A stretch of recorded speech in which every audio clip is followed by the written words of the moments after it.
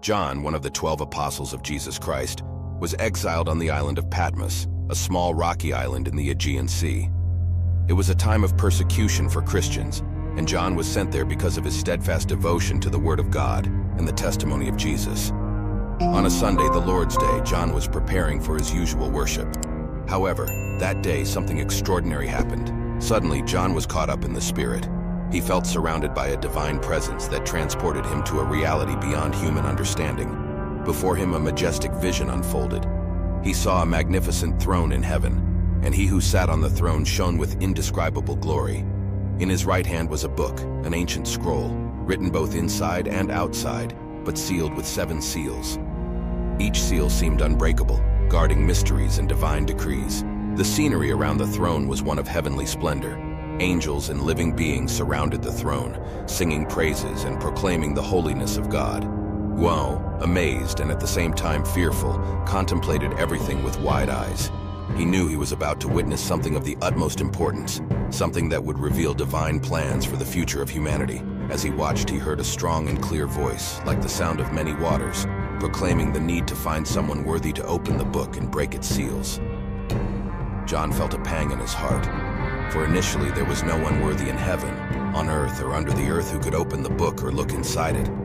He began to cry bitterly, feeling the weight of the situation. It was then that one of the elders, one of the 24 who were around the throne, consoled him. "Do not weep," he said. "Behold, the Lion of the tribe of Judah, the Root of David, has prevailed to open the book and its 7 seals." Upon hearing this, John looked up and saw a lamb, as if he had been slain, standing in the center of the throne. This lamb, Jesus Christ, came and took the book from the right hand of him who sat on the throne. The vision was about to reveal the secrets contained in the 7 seals, and John knew that each open seal would bring a new revelation about God's plan for the world. Thus began the revelation that John would record in the book of Revelation, an eternal testimony to the visions he received on the island of Patmos. With the book sealed tightly in his hands, the Lamb began to open the seals one by one. John, his heart pounding, knew that each seal would bring a significant revelation about the judgment and destiny of the world. The surrounding atmosphere became thick with anticipation. When John opened the first seal, he heard one of the 4 living beings say in a voice like thunder, "Come." He looked and saw a white horse, and the rider who sat on it had a bow and was given a crown. This knight left winning and to win. It represented conquest and false peace, an apparent victory that would quickly give way to chaos. When the Lamb opened the second seal, the second living creature also said, "Come." John saw a red horse appear, and its rider was given power to take peace from the earth and cause men to kill each other. He was given a great sword. This knight symbolized the war, conflict, and bloodshed that would devastate the nations. The third seal was broken, and once again the third living being said, "Come." A black horse appeared before John, and the rider who sat on it had a pair of scales in his hand. John heard a voice among the 4 living creatures say, "A measure of wheat for a denarius, and 3 measures of barley for a denarius, and do not harm the oil and the wine." This night symbolized hunger and scarcity. The scales indicated how severely food would be rationed, becoming a luxury for the few while many suffered. When the Lamb opened the 4th seal, the 4th living creature said, "Come." John looked and saw a pale yellow horse. Its rider was called Death, and hell followed closely behind. They were given power over a quarter of the earth, to kill by sword, by famine, by pestilence, and by the wild beasts of the earth. This night represented death in all its horrific forms, bringing destruction on an unimaginable scale. Each open seal revealed a new layer of woe and tribulation awaiting humanity. Guo, despite being in the midst of these frightening visions, felt the urgent need to record everything he saw. He knew that these revelations were not only a warning, but also an essential part of God's plan, a plan that would culminate in the redemption and restoration of the world. The end was yet to come, but John was determined to remain faithful and attentive, awaiting the full unfolding of the divine visions. With the first 4 seals opened and the horsemen of the apocalypse unleashed upon the earth, John prepared for the next revelation. When the Lamb opened the 5th seal, the vision that unfolded before John was deeply moving and different from those that had come before. This time, there were no knights and no immediate destruction. Instead, John was transported to a more intimate and solemn heavenly setting.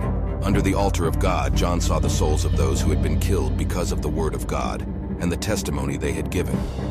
They were gathered together like a choir of martyrs, dressed in white robes, which symbolized purity and spiritual victory. The souls cried out with a loud voice, asking how long the Lord, who is holy and true, would wait to judge the inhabitants of the earth and avenge their unjustly shed blood. The pain and waiting of these souls was palpable. They did not cry out for personal revenge, but for divine justice, for the rectification of the iniquities committed against them. They desired an end to suffering and the establishment of God's kingdom in justice and truth. In response to their cry, each of the martyrs received a white robe. They were told to rest a little longer, until the number of their fellow servants and brothers, who were about to be killed like them, was completed. This response revealed to John and future readers of the vision that the suffering of the faithful is part of the divine plan, and that there is a determined time for the full manifestation of God's justice. The altar with the souls of the martyrs beneath it served as a powerful reminder of the cost of Christian witness and the perseverance required. John understood that the fight for faith would continue, and that others would join those martyrs in heaven, completing the number of those who maintained their faithful testimony until death. This vision not only moved John, but also strengthened him in his mission to record all revelations.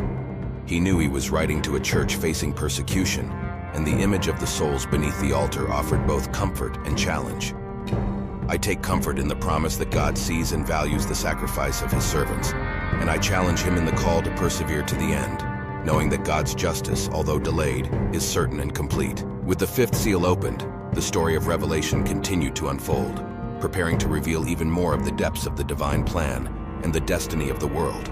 With his heart still heavy from the sight of the martyrs beneath the altar, John prepared for the opening of the next seal.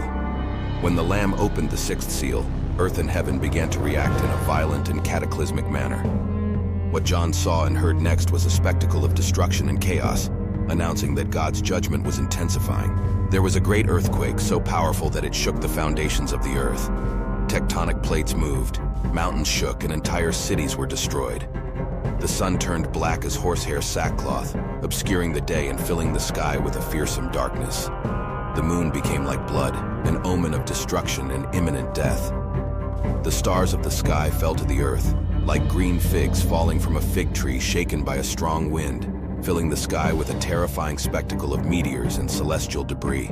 The sky, which had always seemed immutable and eternal, withdrew like a scroll being rolled up. This act of cosmic withdrawal left creation unprotected and exposed, removing any sense of security that may have remained. All mountains and islands were removed from their places, indicating a total reconfiguration of Earth's geography. John's vision became even more impressive when he saw the reaction of the people on Earth. Kings, princes, generals, rich, powerful, and everyone else, slave and free, were all gripped by a deep and overwhelming fear. In panic, they sought to hide in caves and among the rocks of the mountains. Understanding the magnitude of the judgment that was taking place, they cried out to the mountains and rocks, "Fall on us and hide us from the face of him who sits on the throne and from the wrath of the Lamb." This desperate desire to escape divine wrath reflected the intensity of their terror. They recognized that the great day of the Lamb's wrath had arrived, and no one would be able to bear it. The cosmic upheaval and universal despair highlighted the seriousness of the judgment being visited upon the earth. John, still absorbing the enormity of the vision shown to him, understood that divine judgment was unfolding irrevocably and completely. Natural, heavenly, and human forces were all reacting to the power and holiness of God, and the world was witnessing the truth of the apocalypse. He knew that there were still more revelations to come, and he remained steadfast in his mission to record everything he saw, so that future generations could understand the gravity and glory of the events predicted in the book of Revelation. After the devastating vision of the sixth seal, John awaited the next revelation with great anticipation. He knew that despite the intensity of the judgments, there was a promise of redemption for the faithful. The Lamb, by opening the seals, was revealing not only judgment, but also the hope of a renewed future. After the great earthquake and the heavenly signs, John saw 4 angels standing at the 4 corners of the earth, holding back the 4 winds so that they would not blow on the earth, nor on the sea, nor on any tree. They were awaiting orders, suspended in a divine pause before more judgments were released. Then John saw another angel rising from the rising sun, bearing the seal of the living God. This angel cried out with a loud voice to the 4 angels who had been given the power to harm the earth and the sea. "Do not harm the earth, nor the sea, nor the trees, until we seal the servants of our God in their foreheads." John watched as 144,000 people, 12,000 from each of the tribes of Israel, were sealed. This seal was a sign of divine protection, a mark that differentiated them as servants of God, preserved from imminent judgment. This act of sealing was a testimony to God's faithfulness in protecting and preserving those who belong to him.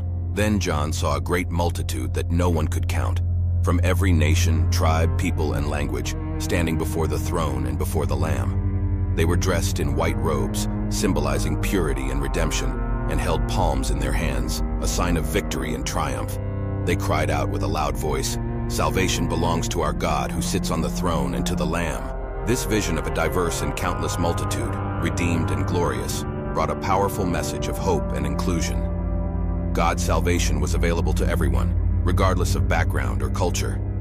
Angels, elders, and the four living beings joined in the worship, prostrating themselves before the throne and praising God with thanksgiving and acclamations. One of the elders explained to John, "These who are clothed in white robes, who are they and where did they come from?" John replied that he did not know, and the old man said, "These are they who have come out of great tribulation. They have washed their clothes and made them white in the blood of the Lamb. Therefore they stand before the throne of God and serve him day and night in his temple.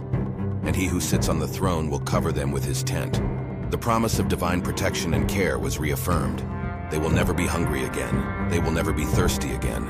The sun will not fall on them, nor will any heat fall on them. For the Lamb who is in the midst of the throne will feed them and guide them to the fountains of the waters of life. And God will wipe away all things from their eyes. Teardrop. Thus, John's vision, despite beginning with terrible judgments, culminated in a promise of redemption and hope.